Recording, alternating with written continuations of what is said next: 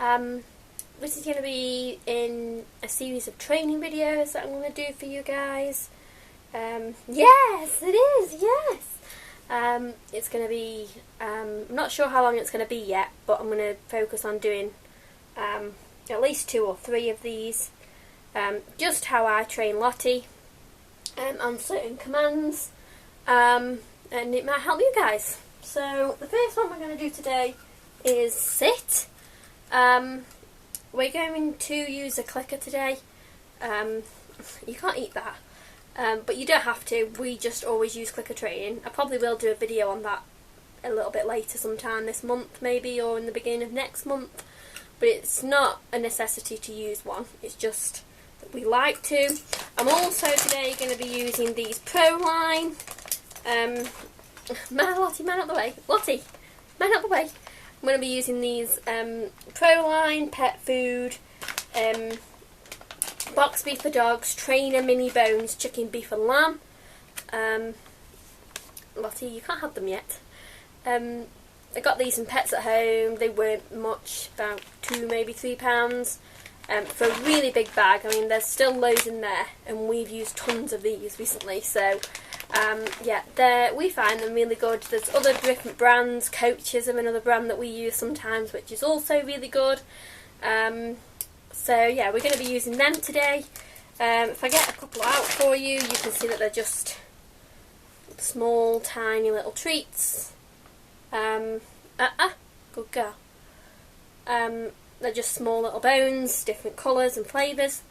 So we'll get started. So the first thing we're going to do today is we're going to teach sit today. Lottie already knows all these commands, so I'll just show you exactly how I went about training Lottie before she didn't know this. No, I don't want to paw. I don't want to paw. Wait a minute, good girl.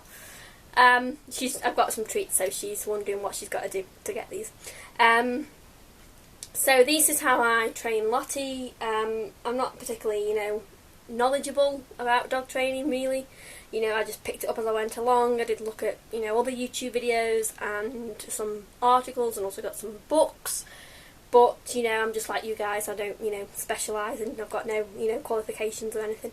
So yeah, we'll get started now. So the first thing you want to do is, the first thing I did was I didn't actually use any words at all to begin with. I just used hand commands to start with, and treats, because I don't like to put the word in until she's actually got a reliable action, because you just get confused. If you were to put the word in before you got a reliable action, you'd just be having a dog that, you'd have to say sit 3 or 4 times before they did it. This is how I started. So, here Lottie, good girl. And then when you lift your hand up, she sits. Good. And then you just move her away, move her around. Good. And when her bum reaches the floor is when I click, because that's the action I wanted to do. So you move away again. Good. You could use, that was an example of using the word good, so you could use the word yes, good, whatever you wanted to do. Wait, so you move them into an open space.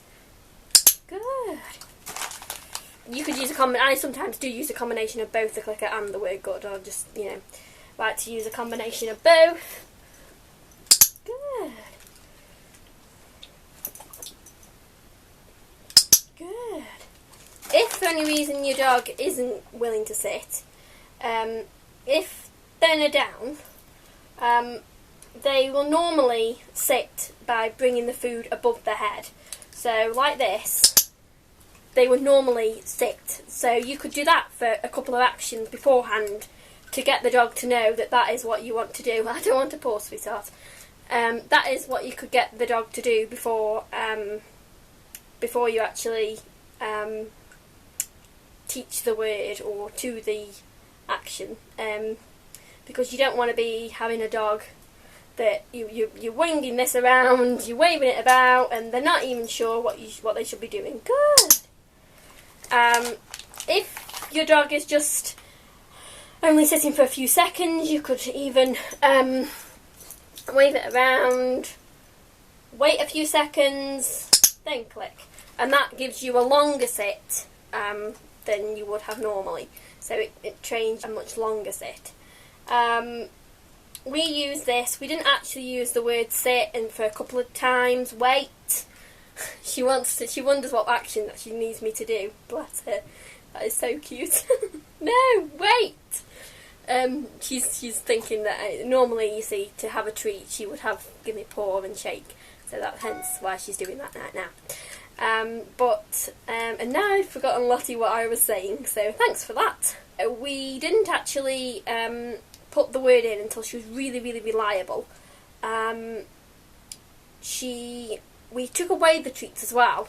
So now this is an example. So I've got no treats now in my hand. Make her aware that I've got no treats.